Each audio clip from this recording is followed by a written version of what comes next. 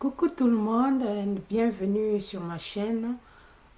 Pour les nouvelles abonnés, je vous dis merci d'être abonné à ma chaîne. Et pour les amis que j'ai depuis, je vous remercie d'être fidèles. Et aujourd'hui, je veux parler toujours de comment conserver une nourriture, comment plutôt servir une nourriture saine à votre famille. Et cette fois-ci, nous allons parler de comment stocker ou conserver la nourriture. Alors, avant tout, j'aimerais d'abord partager quelque chose avec vous.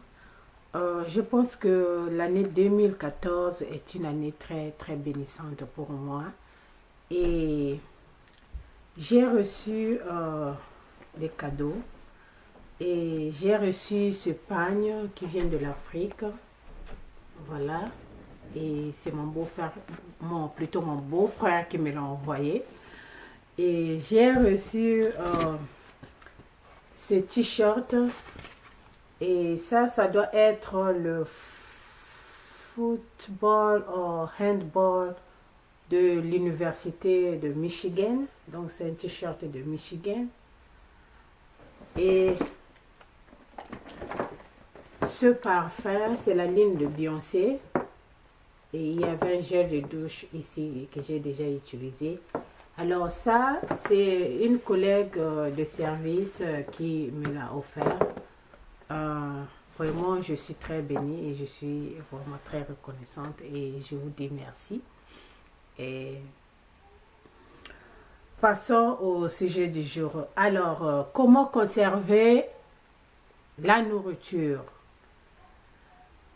Premièrement, quand vous partez faire les courses, vous rentrez à la maison, vous avez soit la viande, le poulet et le poisson. Et quand nous achetons les choses, c'est pas vraiment congelé comme congelé.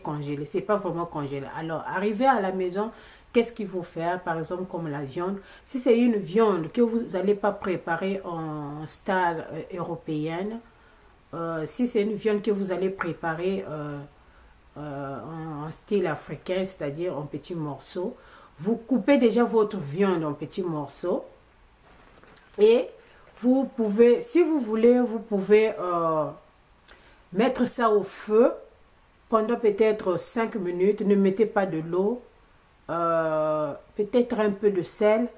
Et quand ça va bouillir, l'eau que la viande va sortir finie, vous enlevez, vous mettez dans les sachets comme ça. Et ça, c'est le sachet de la maison Glad. C'est un petit sachet de storage que vous pouvez récupérer après avoir utilisé la nourriture que vous avez gardée ici. Vous pouvez laver le sachet correctement et le réutiliser encore parce que c'est très fort et c'est vraiment très pratique. Alors, vous mettez votre viande ici et vous mettez en haut de votre réfrigérateur, c'est-à-dire au congélateur. Alors, et ça vous fait gagner le temps. Le jour que vous allez décider pour préparer cette viande, vous prenez la viande, vous mettez en bas à la veille et le lendemain, vous allez prendre juste, mettre dans la marmite et ajouter ce que vous voulez ajouter dans la viande.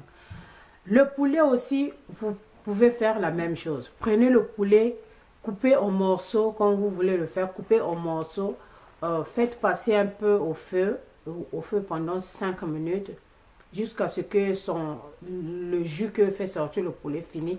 Vous pouvez conserver votre poulet ici et mettez au réfrigérateur. Et ça vous fait gagner du temps.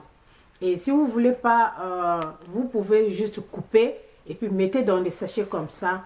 Et puis mettez dans le congélateur pour être prête le jour que vous allez préparer. Ça vous fait gagner du temps.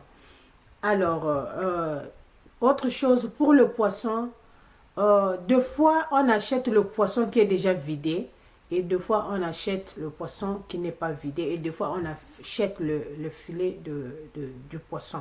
Pour le filet de poisson, il n'y a pas de problème. Mais pour le poisson qui n'est pas vidé, vous arrivez à la maison, videz votre poisson, vous le videz, vous le nettoyez correctement et le coupez soit en 2 morceaux ou le gardez en entier.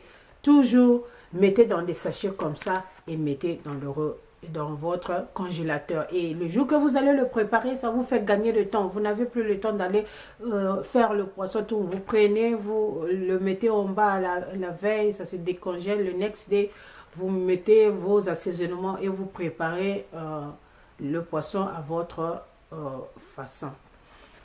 Alors, comment conserver la nourriture qui est déjà préparée? Je vais prendre un exemple. Les moments en Europe, en Amérique, les moments partout dans les pays développés, les moments sont très occupés. Et souvent, on n'a pas le temps. Et quand on a le temps, on prépare une nourriture pour 2 ou 3 jours. Alors, dans ce cas, qu'est-ce qu'il faut faire? Je vais prendre un exemple. Si vous préparez l'haricot pour 2 jours, vous préparez l'haricot pour 2 jours. Quand vous finissez de préparer, prenez le pot en plastique ou même les assiettes cassables. Et attendez, j'arrive, je vais vous montrer. Désolé pour cette coupure. Alors, si vous avez préparé l'haricot et vous voulez que votre famille mange cet haricot pour 2 jours, alors qu'est-ce qu'il faut faire? Vous prenez la marmite, vous divisez ce repas en 2 parts. Vous avez des bols comme ça que vous pouvez trouver dans tous les magasins, que ce soit en Europe, partout là où vous êtes, vous pouvez trouver, même en Afrique, on en trouve des pots comme ça, vous achetez des pots comme ça, vous divisez votre nourriture en 2 et vous mettez la partie qui sera utilisée peut-être dans 2 jours ou 3 jours dans des pots comme ça ou des assiettes comme ça là. Ça, j'ai pas trouvé le couvercle pour ne pas perdre le temps. Dans des assiettes comme ça là, il y a le couvercle, vous fermez. Si vous n'avez pas de couvercle, vous pouvez utiliser le film ou le papier aluminium pour couvrir votre nourriture. Et vous mettez dans votre réfrigérateur. Alors, c'est l'haricot que vous venez de préparer, comment le servir à votre famille. C'était un repas de 2 jours. Aujourd'hui, vous mangez l'haricot et demain, ne faites pas sortir l'haricot que vous avez gardé à votre famille again, parce que souvent, ça fatigue manger la même chose every day, ça fatigue. Alors, qu'est-ce que vous faites? Vous passez 2 ou 3 jours, le 3e jour, ou même 4 jours, vous pouvez sortir l'haricot que vous avez gardé à votre famille. Alors, ou encore, vous avez préparé le sakasaka, comme nous aimons toujours manger le sakasaka. Vous préparez le sakasaka, ou vous appelez le feu de manioc, ne le gardez pas dans la marmite. Prenez toujours les assiettes comme ça, divisez en 2, en 3, en 4, vous mettez un peu, et vous mettez au congélateur. Et quand vous savez que demain vous voulez servir le sakasaka, vous faites sortir ça la veille, vous mettez en bas et le next day, vous réchauffez et vous servez une nourriture qui est fraîche et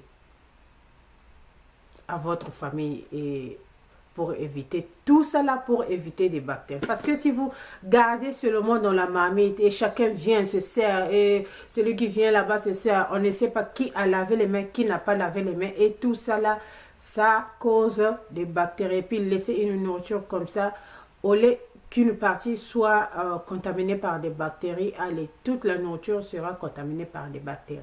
Alors pour éviter ça, vous divisez votre nourriture et puis vous le gardez. Et vous allez le servir au même moment. Aujourd'hui, vous servez le feuille de manioc à votre famille. En espace de 2, 3, 4 jours, et le 5e jour, vous pouvez servir encore le feuille de manioc à votre famille. À moins qu'il y ait des cas comme, je l'ai toujours dit, comme mon mari, il aime manger le feuille de manioc, le sakasaka, every day. So, chaque fois, j'ai toujours un pot en bas que j'enlève un peu, je réchauffe et je sers à mon mari. Et la nourriture que vous avez sortie dans votre congélateur, si elle est décongelée, Après avoir servi, ne remettez pas ça dans le congélateur. Mettez ça en bas et cette nourriture doit se manger dans les 7 jours qui viennent. Après les 7 jours, ne servez plus parce que ça sera plus bon, ça n'aura plus le même taste, le goût va changer parce que ça a pris trop de temps. Quand vous décongelez, réchauffez, remettez dans le congélateur, décongelez, chauffez et c'est pas bon. Quand vous faites sortir, vous décongelez, servez la nourriture. Après avoir servi la nourriture, vous mettez ça dans votre réfrigérateur, cette fois-ci un peu en haut, pour garder la nourriture dans de bonnes conditions. Et quand vous allez la servir, ça sera les 7 jours qui viennent, vous devez finir cette nourriture.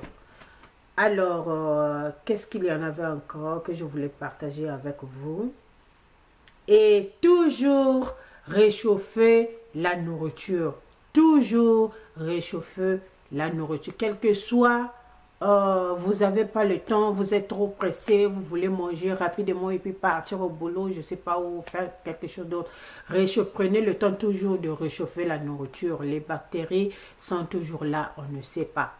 Je sais qu'il y en a des virus ou des bactéries qui ne peuvent pas être tuées par la chaleur, mais pour juste des mesures de prévention, réchauffez toujours votre nourriture. Alors, voilà ce que j'avais à partager avec vous. Alors, on se retrouve au prochain vidéo pour vous parler. Je sais pas, je vais trouver le sujet. Bye bye. Thanks for watching.